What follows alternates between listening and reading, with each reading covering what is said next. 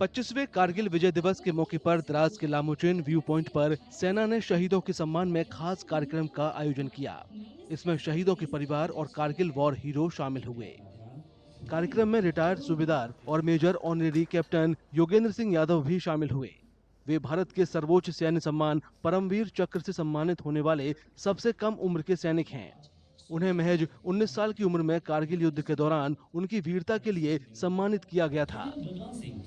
सेना का सिपाही होने पर मुझे गर्व है और गर्व है इन सभी कमांडर्स के ऊपर जिन्होंने मुझे इस तरह से पाला पोसा और इस तरह से इस योग्य बनाया कि मैं भी अपने लहू की कुछ बूंदें इस भारत माँ के चरणों पर, इस टाइगर हिल के ऊपर अर्पित कर पाया। कारगिल युद्ध का हिस्सा रहे कई दिग्गजों ने अपना अनुभव और युद्ध की कहानियां शेयर की। शाम को टाइम में 5:30 बजे के टाइम में उन्होंने आरपीजी गोला मारा, फिर हमारा ऊपर। हमें 13 आदमी था, 13 में से पूरा कैजुअलिटी हुए, 2 शहीद हुए। तो मैं भी कैजुअलिटी हुआ था हल्का फुल्का। तो मैं वहीं डटे रहा और जो बाकी कंपनी काउंटर बेहोश हो गया था उनको लेके डाउन हो गए। मैं अकेला रात भर रहा वहाँ, हेमंत जी को फायर देते रहा। तो उसमें तो उसी एक दान ने मेरे को वीर चक्र घोषित किया। 30 मई को हमने पाकिस्तान के पोस्ट के ऊपर कैप्चर करके उसका डेड बॉडी, हथियार, एमुनेशन वो सारा हमने कैप्चर किया था, जो कि कारगिल वॉर का सबसे जीत का शुरुआत था और उसमें हमको वीर चक्र से नवाजा गया है। कारगिल युद्ध के दौरान अपने प्राण न्यौछावर करने वाले शहीद सैनिकों के परिवार ने भी कार्यक्रम में हिस्सा लिया। उन्होंने अपनों के बलिदान और उनसे जुड़ी यादें शेयर की।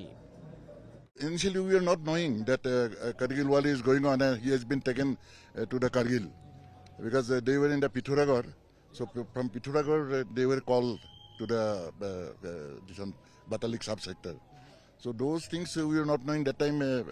Mobile or that phone connection was not there.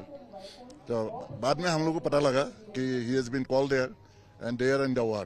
कमी तो बहुत फील होती है, लेकिन फक्र भी बड़ा लगता है कि उन्होंने बहुत बड़ा नाम किया अपने माँ बाप का और सबका, गांव का, पूरा देश में सब लोग ये करते हैं कि सम्मान देते हैं। हमारा बॉम्बे इंजीनियरिंग ग्रुप तो हमें फैमिली के जैसे, रोहेला सर और पूरे 110 इंजीनियरिंग 120 फैमिली के जैसे सपोर्ट करते हैं हमें। अभी भी आफ्टर 25 इयर्स अभी भी हमें उतना ही प्यार देते हैं उनके एब्सेंस में, जितना मतलब आर्मी हमारी फैमिली तो हम कभी भूल नहीं सकते। He said that even if I know that I will not come back from a mission, I will still go there as that is my duty. Kanal is no more with us, but I see him in the spirit of sacrifice and sense of duty that unites all who wear the uniform. Dras के लामोचेन view point पर हुए इस कार्यक्रम में शहीदों की वीरता का सम्मान करने के साथ ही एकता की भावना का भी जश्न मनाया गया, जिसकी बदौलत 25 साल पहले कारगिल युद्ध में भारत को जीत मिली थी।